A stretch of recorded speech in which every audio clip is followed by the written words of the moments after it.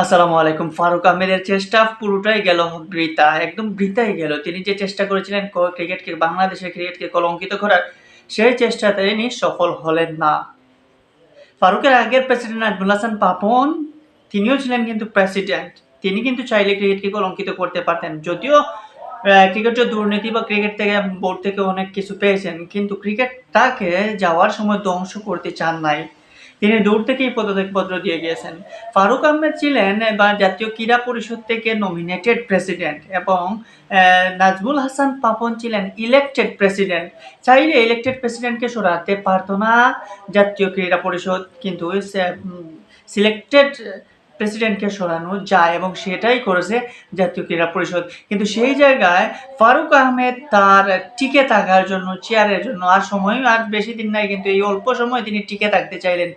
এই অল্প সময় টিকে থাকার জন্য আইসিসি বরাবর নালিশ দিলেন, কিন্তু আইসিসিকে ঠিকই বায়াসড করে ফেললেন আমাদের নতুন প্রেসিডেন্ট আমিনুল ইসলাম বুলবুল এবং আমাদের ক্রীড়া উপদেষ্টা।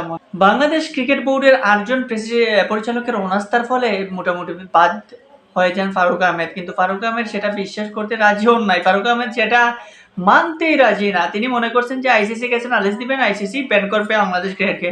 কিন্তু তার কমিটির যখন ৮ জন অনাস্থা জানিয়েছে, তখন আইসিসি সেখানে কি করতে পারবে?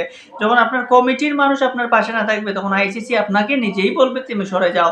সেই জায়গায় ফারুক আহমেদ নিজে তো ব্যর্থতা একদম শেষ পর্যায়ে চলে এসেছেন এবং শেষ সময়ে এসে নিজেকেও আরও মানুষের কাছে ছোট করলেন। এভাবে ক্রিকেটটাকে প্রশ্নবিদ্ধ করার যে চেষ্টা করলেন, সেই চেষ্টায় ব্যর্থ হলেন। যাই হোক, এখন আমাদের থ্যাঙ্কস জানাতে হবে বাংলাদেশ ক্রিকেট বোর্ডের যারা নীতি নির্ধারক বা দায়িত্বশীল যারা রয়েছেন এই জিনিসটা সুন্দরভাবে হ্যান্ডেল করার জন্য, এবং থ্যাঙ্কস জানাতে হবে নতুন প্রেসিডেন্ট আমিনুল ইসলাম বুলবুলকে। বাংলাদেশের প্রথম টেস্ট সেঞ্চুরিয়ান আমিনুল ইসলাম বুলবুল, তিনি আইসিসিরও একজন চাকরিরত একজন গেম ডেভেলপমেন্টের একজন বলা যায় যে স্টাফও বলতে পারেন, আবার বিভিন্ন দেশে কোচিং করার ক্ষমতাও তার রয়েছে।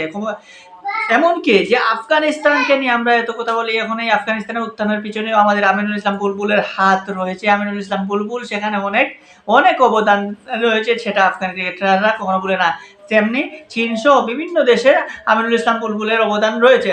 সো সেই আমিনুল ইসলাম বুলবুলকে আমরা এখন শর্ট টার্মের জন্য পেয়েছি। ৩ মাস তিনি থাকবেন ক্রিকেটের সাথে। বাংলাদেশ ক্রিকেট বোর্ডকে এই 3 মাসে কি দিতে পারবেন, এই ক্রিকেট বোর্ডকে বা আইসিসির সাথে ভালো একটা সম্পর্কে নিয়ে আসতে পারবেন কিনা, প্রভাবশালী বোর্ডদের তালিকায় আমরা থাকতে পারবো কিনা, সেটা কিন্তু আমিনুল ইসলাম বুলবুলের মাধ্যমে বোঝা যাবে। সো আমিনুল ইসলামের বুলবুলের এই নতুন যাত্রাটা সুখের হোক, নতুন যাত্রাটা আনন্দের হোক, নতুন যাত্রাটা বাংলাদেশ ক্রিকেটের জন্য একদম উন্নতিময় হোক। কারণ আমিনুল ইসলাম বুলবুলের যে অভিজ্ঞতা এবং বৈশ্বিক ক্রিকেটের তার যে অবদান, বৈশ্বিক ক্রিকেটের সাথে যেভাবে সম্পর্ক, সো সেই সম্পর্কের কারণে বাংলাদেশ ক্রিকেট এখান থেকে তার কাছ থেকে যদি ফায়দা পায়, তাহলে সেটা হবে বাংলাদেশ ক্রিকেটের জন্য ভালো।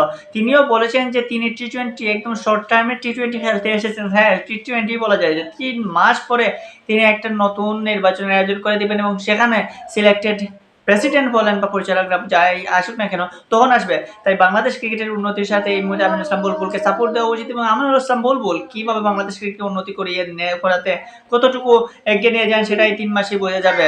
দিন শেষে ফারুক আহমেদের জন্য দুঃখ লাগে যে এই ফারুক আহমেদকে মানুষ অনেক আশা নিয়ে বসেছিল, কিন্তু শেষ পর্যন্ত তিনি মানুষকে দুঃখ দিয়েছেন। এইরকম আইসিসির কাছে নালিশ করে ক্রিকেটকে একদম কলঙ্কিত করার যে অপচেষ্টা বলা যায়, সেই চেষ্টা করেছিলেন, সেই চেষ্টায় তিনি বিফল হয়েছেন।